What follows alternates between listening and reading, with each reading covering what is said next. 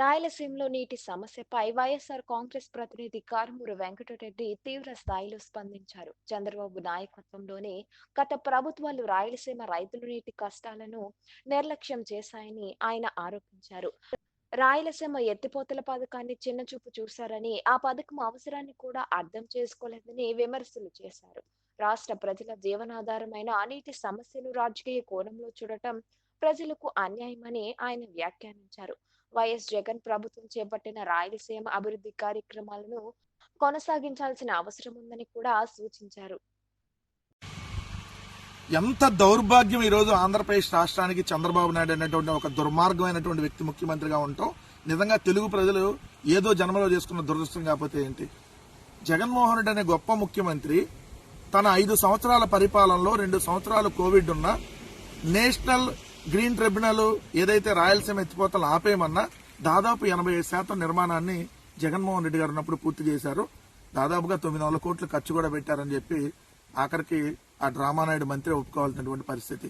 కానీ చంద్రబాబు నాయుడు ఏమంటాడు? ఏముంటది రాయలసీమ ఎత్తిపోతల వల్ల?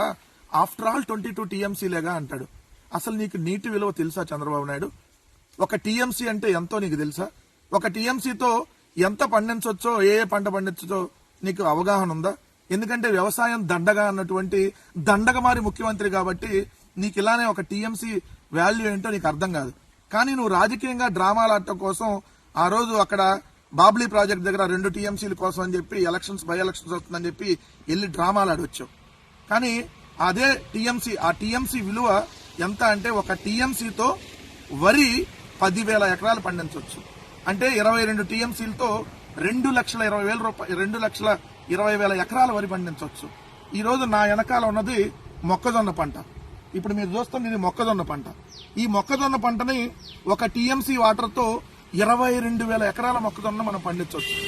అంటే 22 టీఎంసీలతో 22 × 22,000 ఎకరాలు అంటే 4,84,000 ఎకరాల మొక్కజొన్న పంటను అదే చంద్రబాబు నాయుడు గారు చెప్తున్నటువంటి 22 టీఎంసీలతో పండించవచ్చు.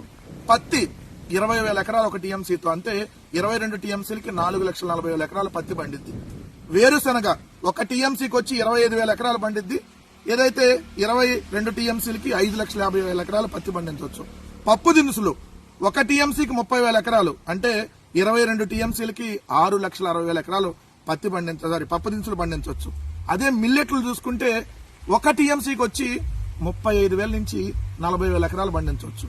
అంటే దాదాపు 7,70,000 నుంచి 8,80,000 ఎకరాల మిల్లెట్లని అదే 22 టీఎంసీలతో పండించవచ్చు.